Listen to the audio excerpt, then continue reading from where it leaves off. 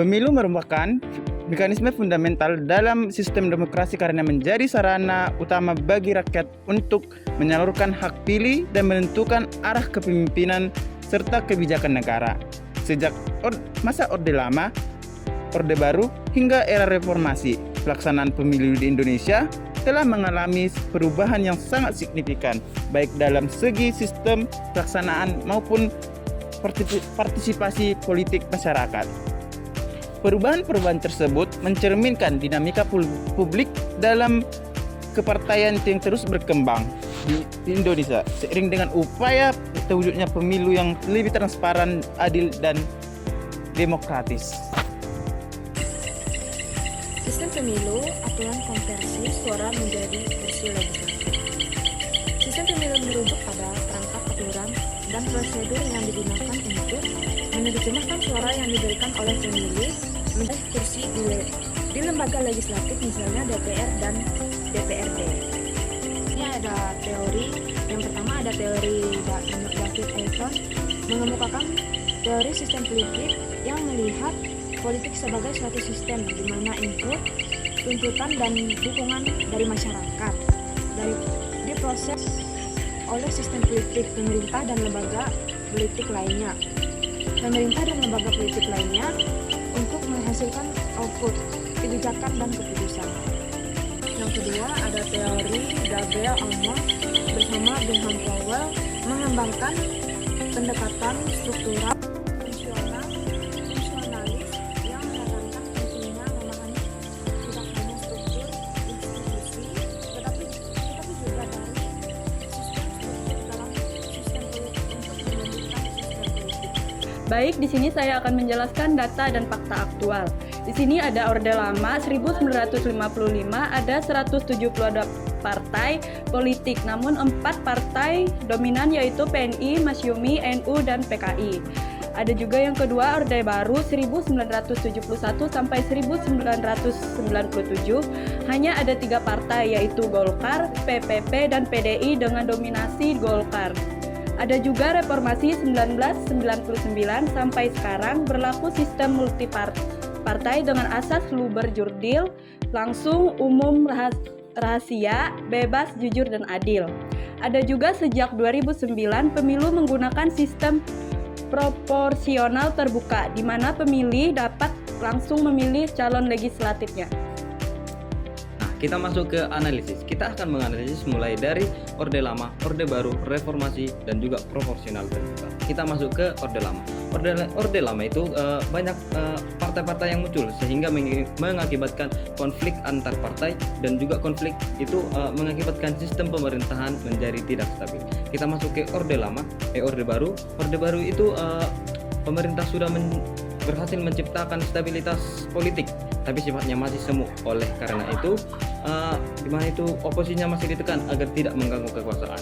Nah, masuk ke sistem reformasi. Kalau di reformasi itu dia itu sudah di mana kita bisa mencalonkan diri, tapi itulah muncul masalah-masalah baru yaitu politik uang, di mana para calon-calon politisi itu integritasnya sudah mulai berkurang. Nah, masuk ke proporsional terbuka. Di sini sistem pemerintahnya sudah lebih demokratis, di mana kita langsung rakyat itu bisa langsung memilih secara langsung itu siapa yang akan mewakili mereka. Nah, ini sudah memperkuat representasi dari rakyat.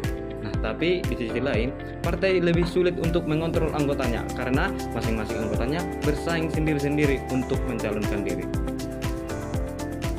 Nah, adapun studi kasusnya. Nah, di sini kami mengambil studi kasus pemilu tahun 2024. Yang pertama itu munculnya partai baru. Munculnya partai baru seperti Partai Gelora dan Partai Ulama, yang di mana Partai Ulama ini dipimpin oleh Ma'ruf Amin dan Partai Gelora ini dipimpin oleh Fahri Amir. Nah, di mana partai-partai ini memiliki tantangan, yaitu partai-partai kecil ini harus bersaing dengan partai-partai besar seperti Partai PDIP dan lain-lainnya. Yang kedua itu ada tantangan parliamentary. Nah, setiap partai yang ingin masuk ke dalam sebuah parlemen, mereka harus memperoleh 4% suara nasional. Yang ketiga itu persaingan caleg yang semakin ketat. Nah, akibat terjadinya kompetisi antar partai atau antar caleg membuat pemilu ini semakin individualistik dan mahal. Yang keempat itu ada fragmentasi politik yang masih tinggi.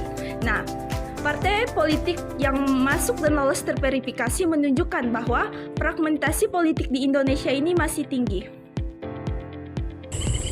Sistem politik terbuka adalah sistem proporsional terbuka adalah jenis sistem pemilihan di mana pemilihan tidak hanya memilih partai politik, tetapi juga dapat memilih calon daftar individu partai tersebut.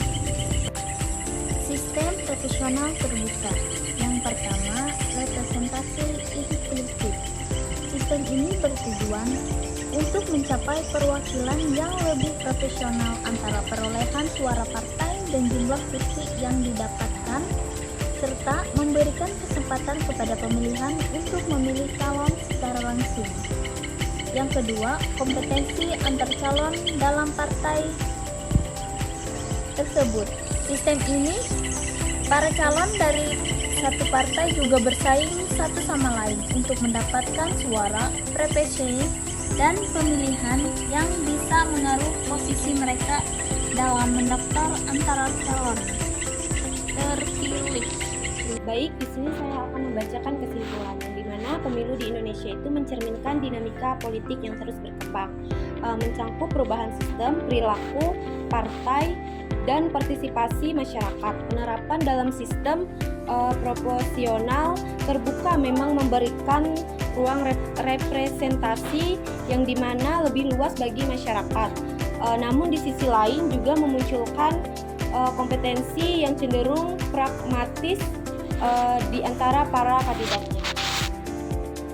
Halo teman-teman, pada kesempatan kali ini kita akan bertanya atau meminta tanggapan kepada teman-teman lain tentang isu-isu pemilu pada tahun 2024.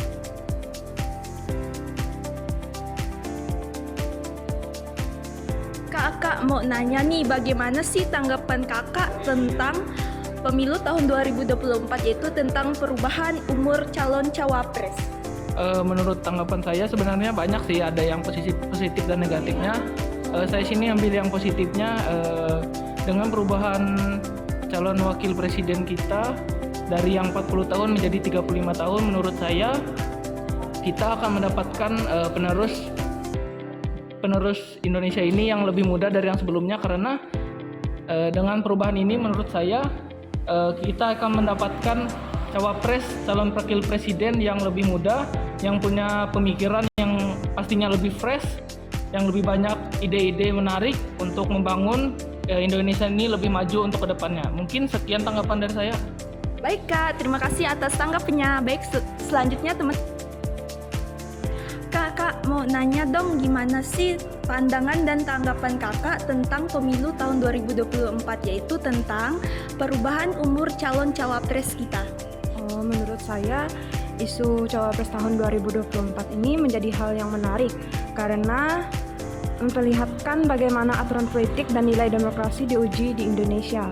Di satu sisi perubahan ini membuka ruang bagi generasi muda untuk ikut berpartisipasi dalam memimpin negara kita. Nah, dan tentunya bisa membawa generasi baru, semangat baru, serta kedekatan dengan apresiasi generasi muda. Terima kasih. Baik Kak, makasih atas tanggapannya. Kak mau nanya nih, gimana sih menurut pendapat kakak tentang pemilu tahun 2024, yaitu tentang perubahan umur calon cawapres kita? Menurut saya yaitu tentang perubahan batas umur cawapres pada tahun 2024, yaitu membuka kesempatan bagi generasi muda yang memiliki rekam jejak kepemimpinan yang terbukti atau sebagai kepala daerah untuk ikut serta dalam kontestasi nasional. Baik Kak, terima kasih. Kakak mau nanya dong, bagaimana sih menurut pandangan dan tanggapan kakak tentang pemilu tahun 2024, yaitu tentang perubahan umur calon cawapres kita? Menurut saya, untuk memastikan bahwa calon Pemimpin memiliki kematangan dan pengalaman yang cukup matang untuk pemerintah kita. Baik Kak, terima kasih atas pandangan dan tanggapannya. Sekian tentang tanggapan dan pandangan dari mahasiswa lain tentang perubahan calon umur Cawapres tahun 2024. Yang selanjutnya kita masuk ke dalam isu kedua, yaitu tentang money politik. Kak, mau nanya dong, gimana sih menurut tanggapan kakak tentang pemilu tahun 2024, yaitu tentang money politik? Oh, tanggapan saya tentang money politik di pemilu 2024. Kalau tanggapan saya itu kayak money politik di 2024 itu menunjukkan bahwa kita itu demokrasi kita itu masih belum dewasa, tapi masih dalam proses dewasa seperti itu.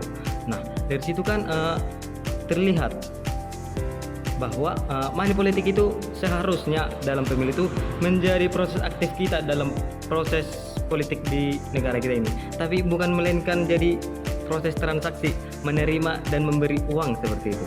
Nah, kan dari situ juga ditarik kesimpulannya bahwa selama masih ada money politik ini, keterwakilan kita terhadap pemerintah kita itu masih belum dibilang demokratis. Itu aja sih tanggapan saya. Baik Kak, terima kasih atas tanggapannya. Kak, mau nanya dong, gimana sih tanggapan kakak tentang pemilu tahun 2024, yaitu tentang money politik? Menurut saya, money politik itu seperti pemberian uang kepada masyarakat sebelum menjelang hari pemilihan atau pemilu. Tujuannya untuk mempengaruhi masyarakat dalam pemilihan. Ini merusak demokrasi, menciptakan ketidakadilan, dan merugikan masyarakat karena pemimpin yang terpilih mungkin tidak berkualitas atau tidak berintegritas. Baik Kak, terima kasih atas tanggapannya. Kak, gimana sih, saya mau nanya, gimana sih menurut tanggapan kakak tentang pemilu tahun 2024, yaitu tentang money politik? Baik, menurut saya tanggapan tentang money politik yaitu yang pertama ada merusak integritas pemilu, kemudian yang kedua menghasilkan pemimpin yang tidak kompeten, yang ketiga ada memicu korupsi, kemudian yang keempat ada menciptakan ketidaksetaraan, kemudian yang kelima merusak nilai demokrasi, kemudian yang keenam menghambat pembangunan. Baik Kak, terima kasih atas tanggapannya. Sama-sama.